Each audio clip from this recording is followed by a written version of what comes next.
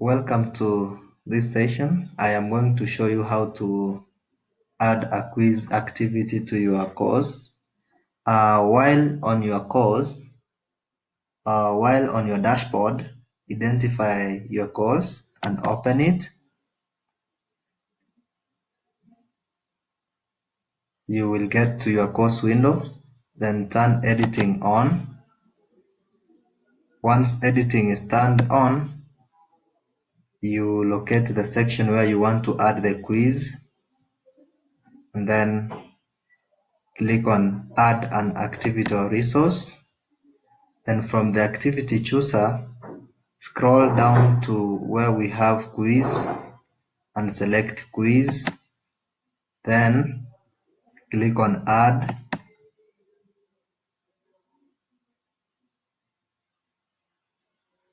Provide the quiz name, say Cat 1. Then provide a description. This is where you provide the instructions to your students. Perhaps you can give an instruction on how much time the quiz or the cat will take from the description area. So provide a description there. Then there is timing here. You probably have a particular time when you want your cut done, so you will come and enable open the quiz time, then choose time. If the quiz is for say 22nd at 1 p.m. you put that and then close. You can put the same date, but the quiz perhaps takes 30 minutes. You will put 30 minutes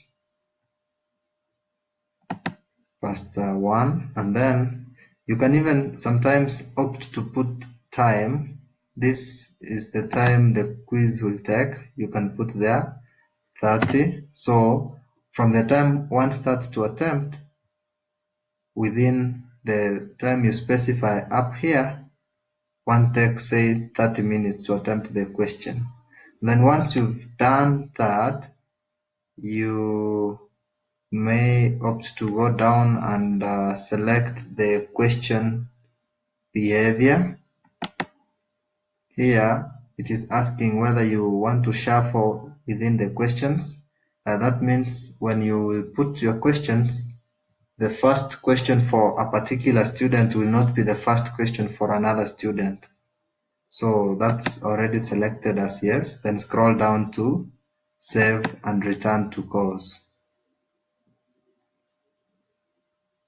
Once you have your cut in the place where you want it to be, now open the quiz activity to add questions. To add questions to your cut or to your quiz activity, you will open the quiz window, and then there will be instructions there, and then you will click down here where we have edit quiz. You click on edit quiz for you to be able to add questions. Then when you are on this page, you can see we have maximum grade. This is where you put the total marks for your cut. If your cut is out of 30, you will come and put there 30. If it's out of 20, you come up here and say 20, and then you click on save so that it picks, because the default one is 10. Now we want to add questions. So you will come here where you are seeing add. Click on add, and then we have three options here.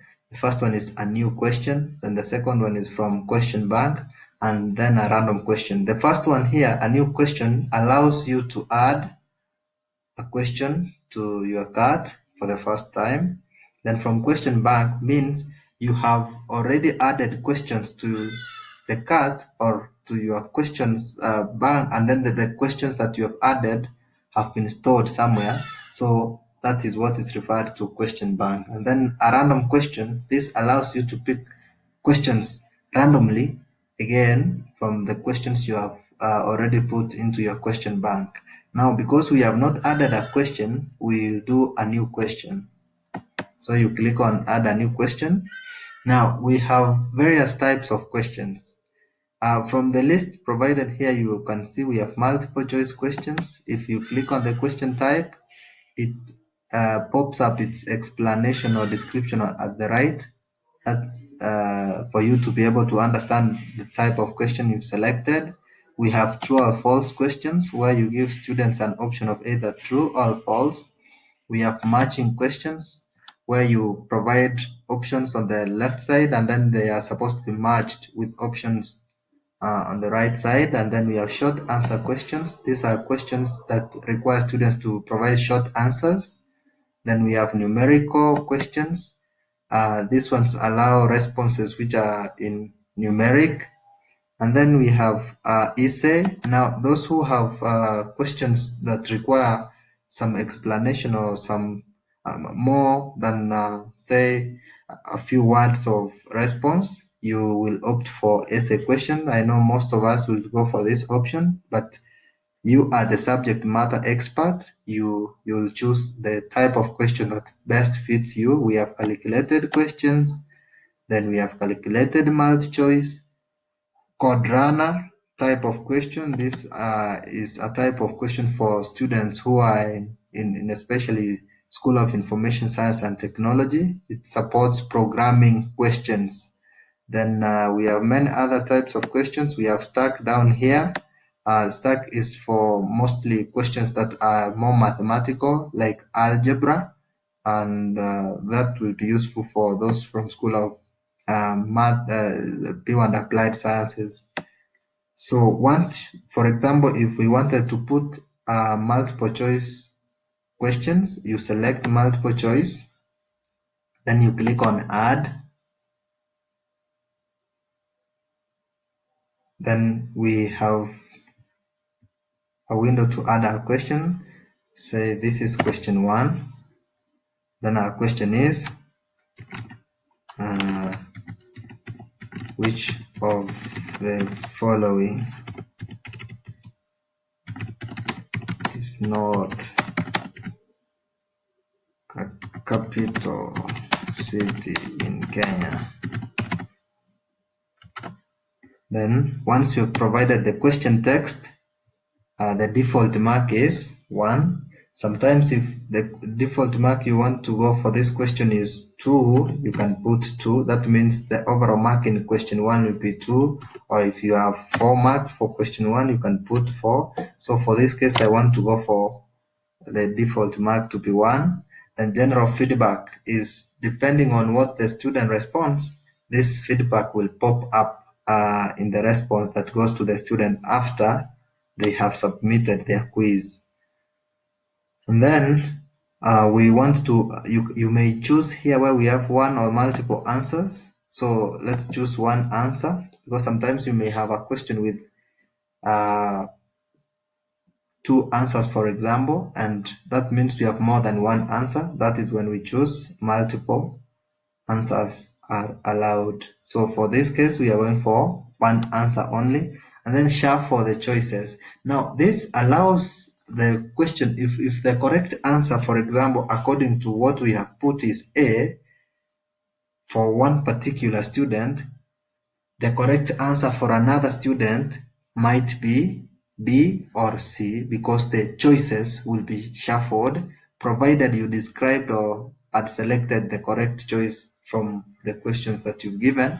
So this again enhances the component of integrity. If for example, students were sitting at the same point, the first question, if we shuffled, will be different for student A, and the next student's question 1 will be a different question.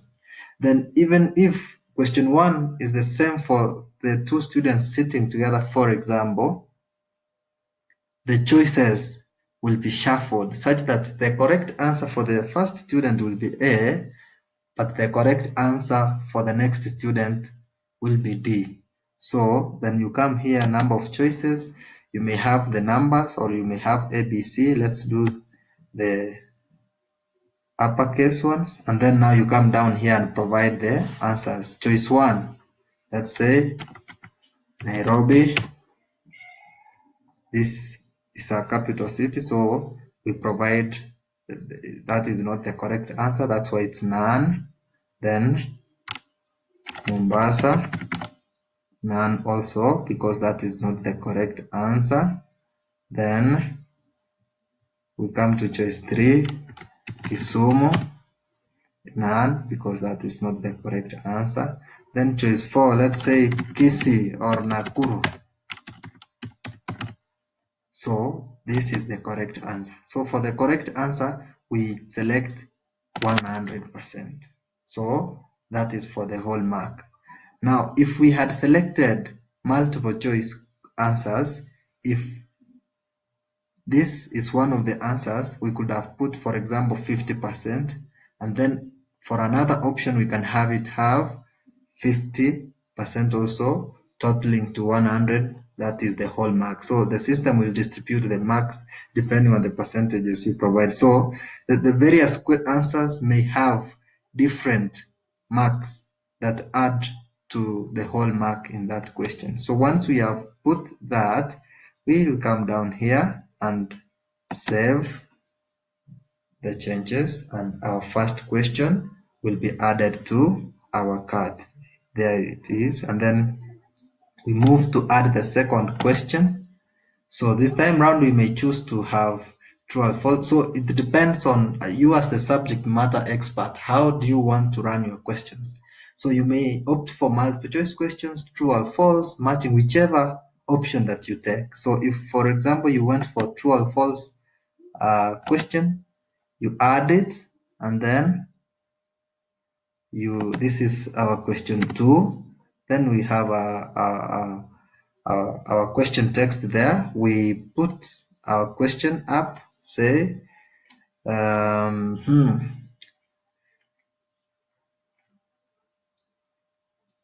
true or false, for example. Then our default mark as usual is 1 there. Then the correct answer you can see here is, so this is different. We have no more than 2 answers. It is either false or true, and we are saying the correct answer for this case is false. If that is the correct answer, you can provide feedback depending on what somebody says. If one says true, you provide a response there. If one says false, you provide a response also. Then once we have that, you go down and save changes. That is for true or false question. Then we proceed to have our third question.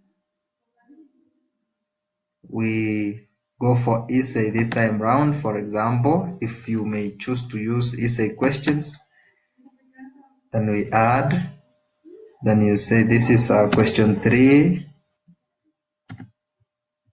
then you go to question text and provide. You can now ask students to describe the survey process, for example. Then once you have that, you put in the default mark for this question is, say, 5 marks. Then you scroll down and define a few things. If how many lines you want the student to have, if you are 20 or 25, you can put a higher limit, say 35 or 40 lines, so that it gives students room to type as much as they can. And then you can scroll down to save changes. Most of the settings you will leave them as default, but you can go through the settings to see those that fit you the best. And once you put in all the questions, then now finish by saying save. So once we have this done, now you have your card ready for your students. So when the students will come to the course, they will be able to locate the assignment. They can be informed of the timing once they open, that this cut starts at 1 and ends at 1:30. The time limit is 30 minutes. So one clicks on attempt quiz,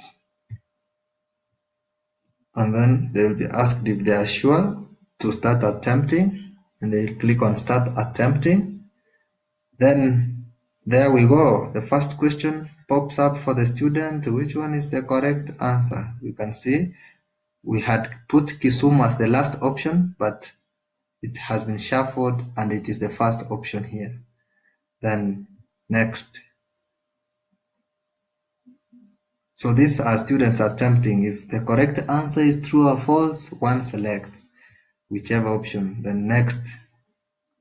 So it's one question